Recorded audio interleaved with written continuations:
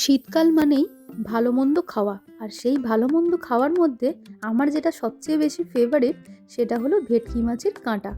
এসো তোমাদের সবাইকে ভেটকি মাছের কাঁটা রান্না করা দেখাচ্ছি। প্রথমেই মাছের কাঁটাগুলোকে ভালো করে পরিষ্কার করে ধুয়ে রাখা হয়েছে। এরপরে তার মধ্যে নুন আর হলুদ গুঁড়ো দিয়ে ম্যারিনেট করে রাখা হলো।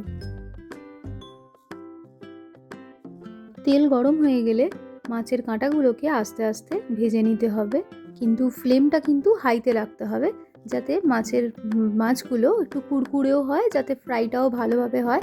কিন্তু মনে রাখতে হবে বেশি যেন না হয়, জাস্ট একটা গোল্ডেন ফ্লেভার যেন হয়। রেসিপিটার জন্য এই ইনগ্রেডিয়েন্টসগুলো লাগবে হবে। মধ্যে পেঁয়াজটা শুধু ভাজা হবে, আর টমেটো, আদা, লঙ্কা আর রসুনটা পেস্ট হবে। কড়াইতে তেল দিয়ে তেলটা গরম হওয়ার পরে পেঁয়াজ কুচিগুলোকে এভাবে দিয়ে একটু নেড়ে চেড়ে নিতে হবে।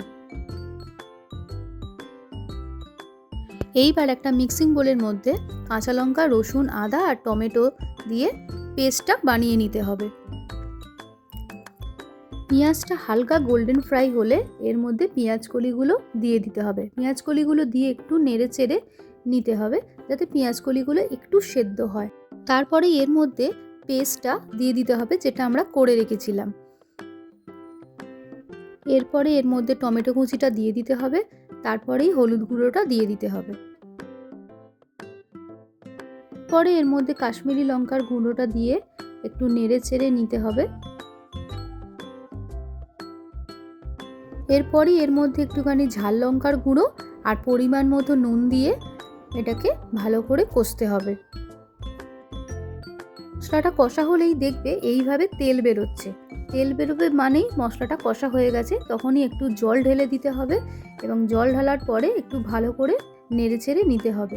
যখনই ঝোলটা এরকম ফুটবে, ওই ফোটা জলের মধ্যেই তখনই এই মাছের যে ভেজে রাখা কাঁটাগুলো ওগুলো দিয়ে দিতে হবে। ওর মধ্যে কাঁটাগুলো দিয়ে এইভাবে ভালো করে একটুখানি মিক্স করে দিতে হবে কষা মশলার সাথে। হয়ে গেলে নামানোর আগে ধনেপাতা কুচি দিয়ে ভালো করে একটু নেড়ে চেড়ে নিতে হবে। তারপরে একটু ওপর থেকে গরম মশলার গুঁড়ো ছিটিয়ে নাড়িয়ে চাড়িয়ে একটু ঝোলটা শুকিয়ে গেলেই নামিয়ে পরিবেশন করতে হবে।